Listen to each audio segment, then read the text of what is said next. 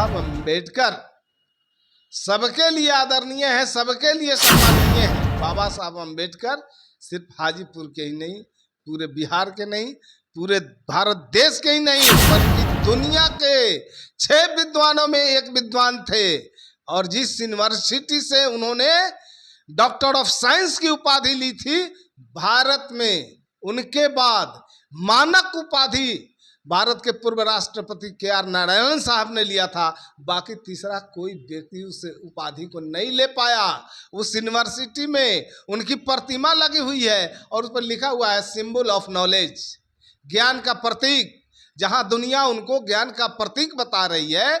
और वैसे महापुरुष के, वैसे शख्सियत के अगर मूर्ति को कोई छूता है और कोई दूध से धोने की कोशिश करता है तो वो नाटक करता है, ढकोसला करता है। हम इसकी भर्त्सना करते हैं। देश में चुनाव का माहौल बना हुआ है, 2 चरण में हो चुके हैं, 5 चरण और बाकी है। ऐसे में अगर देखा जाए तो तमाम जो है नेता एक नेता पे जो है आरोप प्रत्यारोप लगाते नजर आ रहे हैं। ऐसे में अगर हम बात करें तो हमारा मौजूदगी जो है अभी पटना के JDU जो कार्यालय है उसी में है। मेरे साथ जुड़ चुके हैं हेमराज जी जो कि JDU से प्रवक्ता हैं। हम बात करें इनसे कि अगर कल जिस हिसाब से चिराग पासवान नामांकन करने गए थे और उन पे जो है अम्बेडकर जी का मूर्ति के पास जाते हैं, प्रणाम पाती करते हैं और उन्हें छू देते हैं।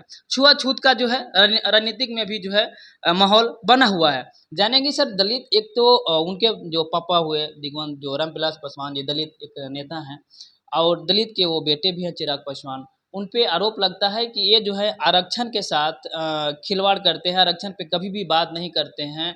सो इसके लेकर के जो है एक पासवान जाति का ही है जो 51 लीटर से जो है वो मूर्ति को धोने का काम करते हैं। ये छुआछूत का राजनीतिक में भी प्रचलन चल रहा है क्या?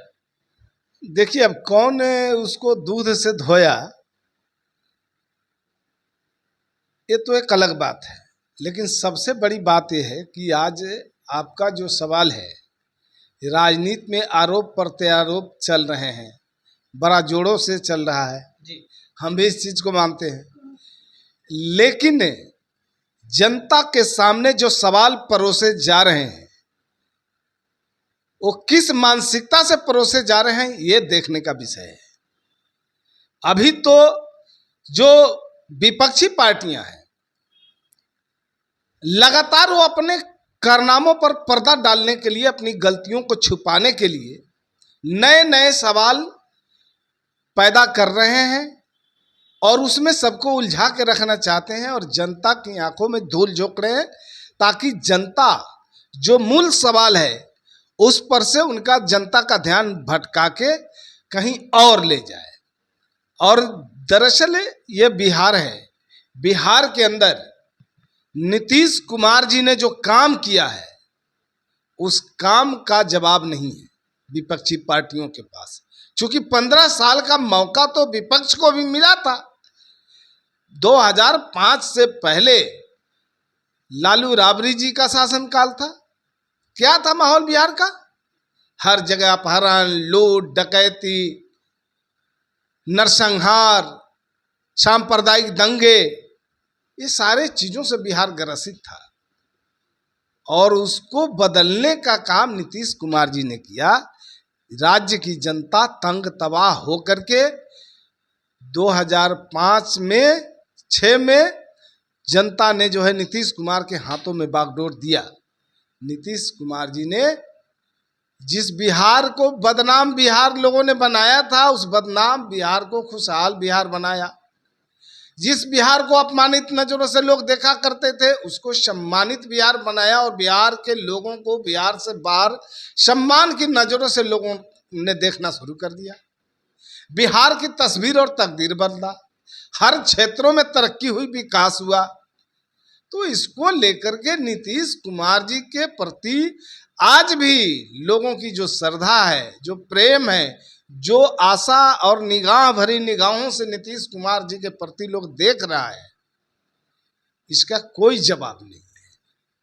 शिवहर लोकसभा से शेर आपकी पार्टी की उम्मीदवार उतरते हैं, RJD से भी उम्मीदवार हैं, लेकिन अगर देखा जाए तो कुछ BJP में एक योगी बाबा थे, अब जो है निर्दलीय प्रत्याशी के तौर पे उतरे हुए हैं, क्या कहेंगे?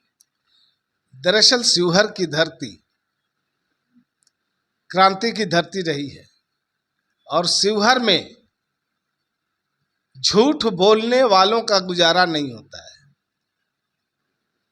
शिवहर के धरती पर नीतीश कुमार जी ने तीर लेकर लवली आनंद जी को भेजा है और इस तीर के साथ कौन कौन लोग खड़े हैं?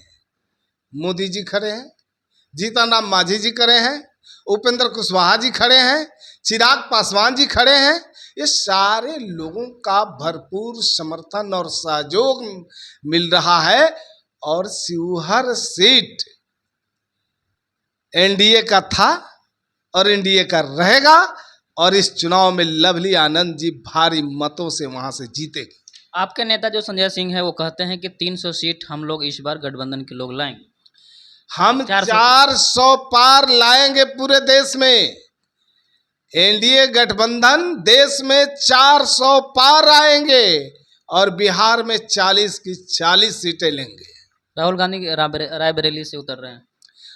अब तो डर से यहाँ से भागकर दूसरे सीट से तीसरे, अब तो उनका भाग दौड़ चुकी, वो हताशे में है, बेचैन है, डर से घबराए हुए हैं और उनको भय इस तरह से पीछा कर रहा है कि सोचते हैं कि यहाँ से लड़ेंगे तो हार जाएंगे। फिर वो जगह बदलते हैं, दूसरे जगह जाते हैं, फिर उनको भरोसा नहीं होता।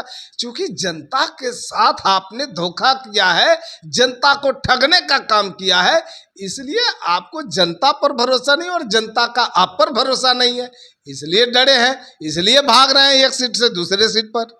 एक लास्ट में जो धोया गया है मूर्ति को, चिराग पासवान जी ने छू दिया अम्बेडकर जी का मूर्ति को, उस पर क्या कहेंगे? देखिए, इस पर हम कुछ ज़्यादा कुछ नहीं कहेंगे, सिर्फ इतना कहेंगे कि बाबा साहब अम्बेडकर सबके लिए आदरणीय है, सबके लिए सम्माननीय है। बाबा साहब अम्बेडकर सिर्फ हाजीपुर के ही नहीं, पूरे बिहार के नहीं, पूरे भारत देश के ही नहीं, बल्कि दुनिया के 6 विद्वानों में एक विद्वान थे और जिस यूनिवर्सिटी से उन्होंने डॉक्टर ऑफ साइंस की उपाधि ली थी, भारत में उनके बाद मानक उपाधि भारत के पूर्व राष्ट्रपति KR नारायण साहब ने लिया था। बाकी तीसरा कोई व्यक्ति उस उपाधि को नहीं ले पाया। उस यूनिवर्सिटी में उनकी प्रतिमा लगी हुई है और उस पर लिखा हुआ है सिंबल ऑफ नॉलेज, ज्ञान का प्रतीक, जहां दुनिया उनको ज्ञान का प्रतीक बता रही है। और वैसे महापुरुष के, वैसे शख्सियत के अगर मूर्ति को कोई छूता है और कोई दूध से धोने की कोशिश करता है तो वो नाटक करता है, ढकोसला करता है। हम इसकी भर्त्सना करते हैं। तमाम दर्शकों को लग रहा होगा कि हम चिराग पासवान की बात क्यों छेड़ दिए, तो इनके सहयोगी हैं, अभी एनडीए के हिस्सा हैं, इसलिए हमने बात किया। जिस हिसाब से देखा जाए तो राहुल गांधी जो सीट से पहले थे, कहीं और से चुनाव लड़ने की घोषणा कर रहे हैं। तमाम जो शिवहर के सीट है जो जेडीयू के खाते में है, पहले बीजेपी के खाते में था, लेकिन अब जो है जेडीयू के खाते से, लेकिन वहाँ पे 3 त्रिकोणीय श्रृंखला बनी हुई है। 3 लोग वहाँ से लड़ रहे हैं और तीनों के तीनों प्रत्याशी कह रहे हैं कि हम ही जीतेंगे। बहरहाल हमारा खबर और प्रयास आपको कैसा लगा, कमेंट में एक राय जरूर लिख दीजिएगा। धन्यवाद।